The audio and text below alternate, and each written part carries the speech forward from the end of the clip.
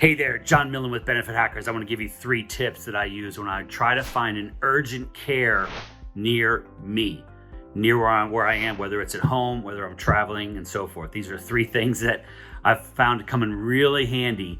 So you may want to take note of these. Number 1, when you're trying to find an urgent care near you, check the hours and check the wait time. So I've been burned a few times when if you go online and you see the urgent care closes at, let's say, 9 p.m. and you're showing up at 8:45 p.m., just be aware they may or may not let you in.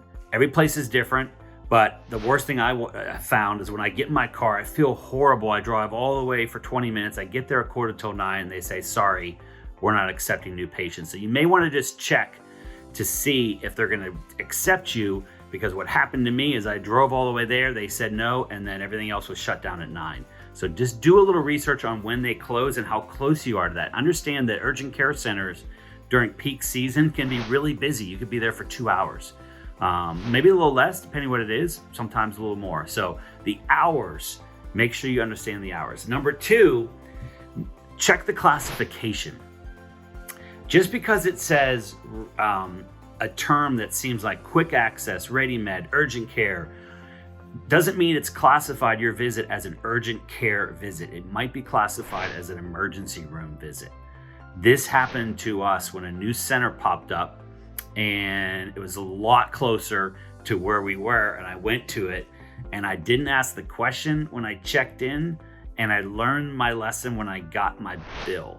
So shame on me, I know, but I was, when you're having like a full-blown sinus infection, you haven't slept for 2 days, you feel horrible, you're not thinking straight. So what you might want to do is maybe have a family member check for you real quick, call them up and just say, hey, do you classify this as an urgent care visit or an emergency room? Your medical plan will dictate what that is. Some medical plans for emergency room, you have to pay your deductible first, and then you get a 20% co-insurance. Some have a flat rate. And depending what you're going there for, it could be, minor expense. It could be a couple $100. Sometimes the urgent care visits are only $50 or $60 or $75. So just keep that in mind. The one thing that I do, especially if I'm traveling and I need to go somewhere, when I check in, I say, is this classified as an urgent care or an emergency room? That is a really big deal. And I got burned for hundreds of dollars in the past for this mistake, and I learned my lesson, and I don't want it to happen to you. Third, the prescriptions. So you're sitting there, they're like, hey, we need to do this, this, and this. Would you like us to fill it here? Or do you want to send it out to your pharmacy? This is a tricky one because you just want to get home. You just want your hands on that med, right? And start taking it to start feeling better. Just understand that depending on the scenario, you may be paying a little more in that pharmacy that's local. You're paying for convenience. Sometimes it's the same copay. Sometimes it makes sense to have them wired out to a pharmacy that you're familiar with.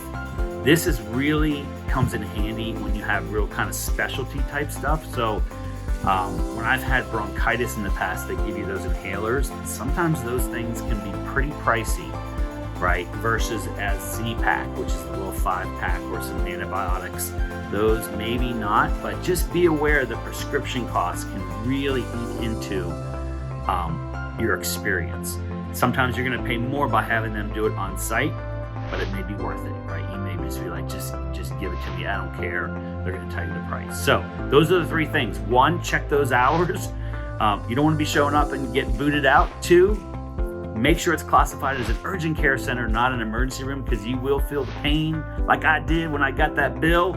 And I was like, oh my God. And my wife was like, what? And I didn't want to tell her because I knew I was in trouble.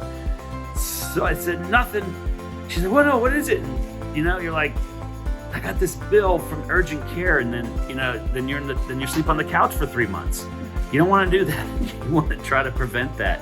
And number 3, the prescriptions. If you get them locally, they may be faster, maybe a little more expensive. When you get into some specialty stuff, those breathing things, just be a good consumer. That's when you can be a good consumer. Use your GoodRx card, pharmacy discount, ask for a discount. Don't just pay whatever they say, especially on the pharmacy drugs. I know sometimes you're so bad, you're like, I don't care what it costs. Just inject that stuff into my arm. I want to feel better. I want it right now. I want to go home. I feel like dying. Hope this is helpful. John Millen with Benefit Hackers. Those are my 3 tips. When you go to Google and you search, find an urgent care center near me, you want to be looking at those 3 things. Let me know if it's helpful. Comment, share, post, ignore, whatever. Share it with your friends. Thanks a lot.